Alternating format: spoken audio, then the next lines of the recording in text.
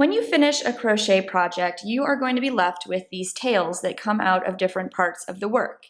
And you want to weave them back into the work to hide them.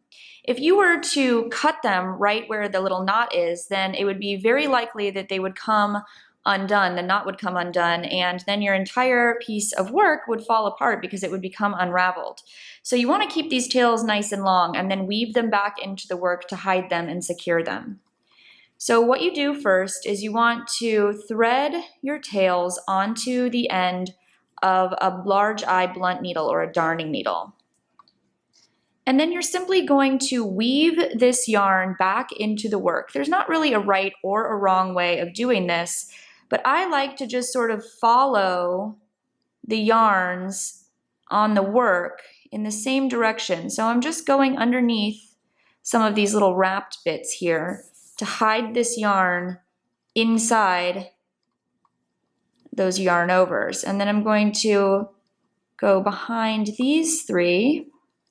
And I'm going in the middle of these little tubes that are formed. So you also can't see this from the back of the work either. Usually you want to weave in your ends from the front of the work so that you can make sure that they're not going to show. Now I'm going to go up this stitch behind these three underneath those little wraps. And usually I like to work in one direction and then work back in the other, which just further protects this yarn from coming undone because it's going to be going in one direction and then the other. So no matter what side you're pulling it, you're tugging it from, it's going to be encased. So now I'll just work back in the other direction, going underneath some of these wrapped yarns. Maybe I'll go up a little bit. It's all about just sort of retracing the stitches that are in the work and kind of concealing this tail within those stitches. And then I'll just go like this.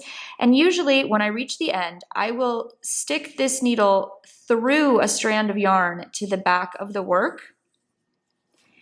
And then maybe again, once more, just sort of split the yarn of a stitch nearby and pull this strand through the center of that strand of yarn, which kind of tangles it up a little bit, especially if you're working with like a fuzzy wool. It will tangle that up and further prevent this yarn from slipping out and poking out. And then I usually cut it about 1/8 of an inch to 1/4 of an inch away from the fabric, just so that if you were to stretch this, it's not going to poke out in the other direction, and it kind of just works its way back into the fabric. And as you can see from the front, you can't tell that there is that extra yarn that's been woven back in. So that is how you weave in your ends with crochet.